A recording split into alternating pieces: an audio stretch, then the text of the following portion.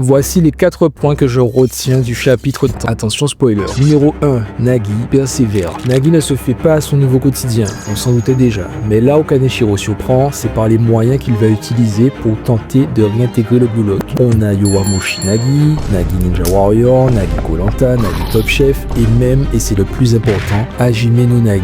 Blague à part, Nagi comprend qu'il est le seul à ne pas changer. Changer, c'est tout le propos de ce personnage. Je ne peux m'empêcher de penser qu'Ego savait qu'en l'éjectant de la sorte, ça créerait une sorte d'addiction chez lui. Et même s'il dit ne pas avoir besoin de lui, peut-être que c'est une manière radicale de redonner fin au prédateur grâce à l'insatisfaction. Jusqu'où Nagi sera prêt à aller pour retrouver le feu. Numéro 2. Toujours Reo. Assez amusant de voir les derniers messages de Nagi. Il y a Bashira, Chigiri, Zantetsu, Izagi, Baro, mais étrangement pas Reo. Nagi doit saisir son nom pour le faire apparaître, mais ça ne fonctionne pas. Il est bloqué, et ça, il ne l'avait pas vu venir. Ceci dit, j'ai toujours trouvé étrange qu'en sortant, il ne se soit pas recontacté. En tout cas, il y a potentiellement un déclic. Numéro 3. Henry est en pierre. Je tiens à rappeler que la caméra voit bien que Nagi est en train de camper devant la boutique, mais personne ne lui donne l'heure. C'est la pauvre Henry qui s'y colle et qui lui répond très factuellement qu'il doit partir car il n'est plus lié au projet Blue Lock. Carrément, elle a dit qu'elle allait appeler la police pour le frérot. Non, franchement, c'est trop. Numéro 4. Buratsuta le renard. Au final, on retiendra surtout la dernière page du chapitre avec un Nagi qui cède à la colère, sous la pluie,